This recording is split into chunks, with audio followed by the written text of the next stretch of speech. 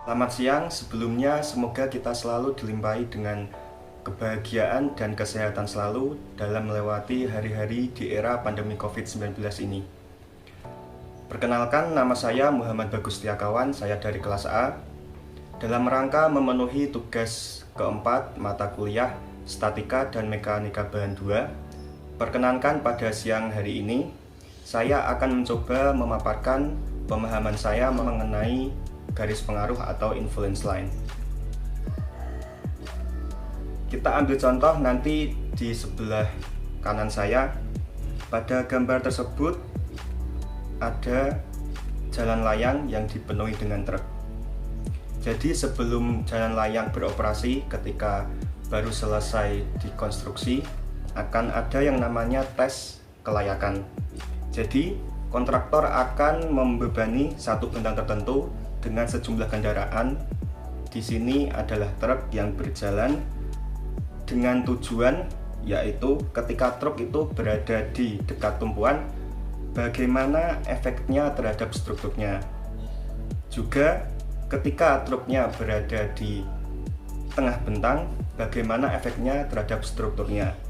Begitupun atau ketika satu bentang tersebut diisi penuh dengan truk, bagaimana juga efeknya terhadap bentang jalan layang tersebut. Ketika truk tersebut berjalan, ingin diketahui dan diverifikasi di mana posisi kendaraan yang bergerak tersebut yang menyebabkan reaksi dan gaya dalam yang terbesar, baik geser, momen maupun lintang. Nah, cara untuk mengetahuinya itu menggunakan influence lines atau garis pengaruh. Dalam proses perhitungannya, diasumsikan di awal bahwa beban kendaraan tersebut sebagai satu titik beban atau beban satu satuan yang bergerak atau berpindah. Walaupun beban itu adalah beban kendaraan yang dapat berupa beban merata atau beban titik di masing-masing as roda, tapi nantinya beban satu satuan tersebut akan menginterpretasikan dari keseluruhan beban kendaraan yang lewat tersebut. Mungkin ada yang bertanya-tanya, jadi grafik garis pengaruh dan grafik diagram bidang momen, geser, dan lintang itu sama. Nah, padahal grafik garis pengaruh dan grafik bidang geser, momen, lintang itu adalah dua hal yang berbeda. Dimana kalau garis pengaruh itu merepresentasikan efek dari beban yang bergerak hanya pada suatu titik tertentu. Sedangkan diagram momen, geser, dan lintang adalah representasi dari efek beban mati yang diam dan jaraknya sudah pasti di sepanjang bentang.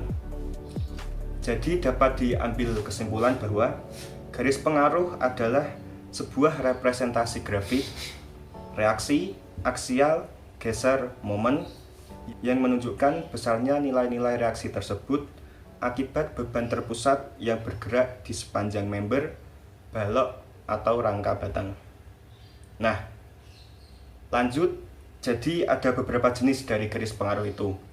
Yang pertama, ada garis pengaruh reaksi perletakan, kemudian ada garis pengaruh aksial atau lintang, kemudian ada garis pengaruh geser, dan yang terakhir adalah garis pengaruh momen.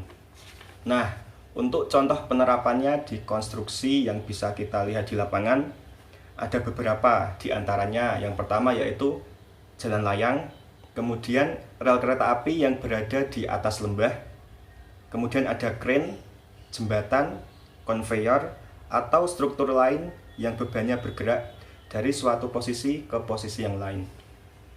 Sekiranya itu yang bisa saya sampaikan, kurang lebihnya mohon maaf. Semoga ada manfaatnya khususnya kepada saya pribadi dan umumnya kepada yang melihat video ini. Terima kasih, selamat siang, dan sampai jumpa di tugas vlog berikutnya.